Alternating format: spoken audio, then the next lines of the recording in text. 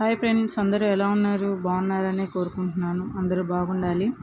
ఈరోజు రెసిపీ వచ్చేసి 6 months baby నుంచి 12 months బేబీ వరకు ఈ రెసిపీ పెట్టే ఈ సమ్మర్లో చాలా మంచిది. దానికి కావాల్సినవి 2 spoons పోహా, అలాగే జీడిపప్పు, తీసేయాలండి. బాదం పప్పు,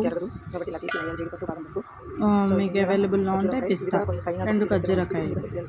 ఇవి ఒక 2 hours ముందే పెట్టుకోవాలి.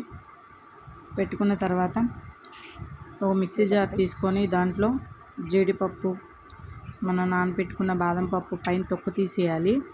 అలాగే ఖర్జూర పండుది కూడా అలాగే తొక్క తీసేయాలి, ఎందుకంటే అడ్డుపడుతుంది. పిస్తా పప్పు ఉంటే అవైలబుల్ ఉంటే వేసుకోవచ్చు, లేకపోతే లేదు. మన ఛానల్ కొత్తగా ఎవరైనా చూస్తున్నట్టే ప్లీజ్ ఫాలో చేయండి, షేర్ చేయండి, సబ్స్క్రైబ్ చేయండి. ఇలాగన్నీ మిక్సీ జార్ తీసుకొని మొత్తం మిక్సీ జార్లో గ్రైండ్ చేసుకోవాలి.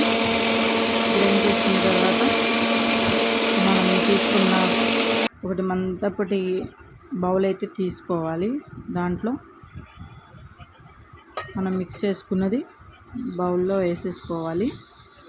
అంతా మిక్సీ జార్లో ఉన్న వాటర్తో 250 ml తీసుకోవాలి.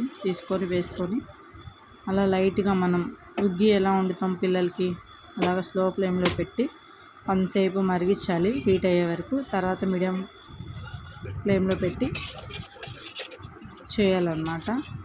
ఇది కనీసం ఒక 15 minutes అయినా చేయాలి, ఎందుకంటే దీంట్లో అంతా మొత్తం పోహా మొత్తం కొంచెం ఉడకాలి కాబట్టి టైం పడుతుంది. అలా థిక్గా వచ్చే వరకు కలుపుతూనే ఉండాలి. ఇలా కలుపుతూ ఉంటే మీకు దగ్గర కొంచెంసేపు ఆగిన తర్వాత మీకు ప్రిపేర్ అయిపోతుంది. చూసారా, నేను చూపించిన విధంగా అలా ఇచ్చేయండి. మరీ హై ఫ్లేమ్లో పెట్టద్దు, మరీ లో ఫ్లేమ్లో పెట్టద్దు, మీడియం ఫ్లేమ్లో పెట్టి అలాగా కుక్ చేయండి. అలా వస్తుంది. దగ్గరే ఉండాలి, లేకపోతే మాడిపోతుంది, కింద అడుగంటి మొత్తం వేస్ట్ అయిపోతుంది, స్మెల్ వస్తుంది. అయిపోయిన తర్వాత స్టవ్ ఆఫ్ చేసుకోండి. థిక్ కంటెస్టెంట్ థిక్గా రాగానే స్టవ్ ఆఫ్ చేసుకోండి.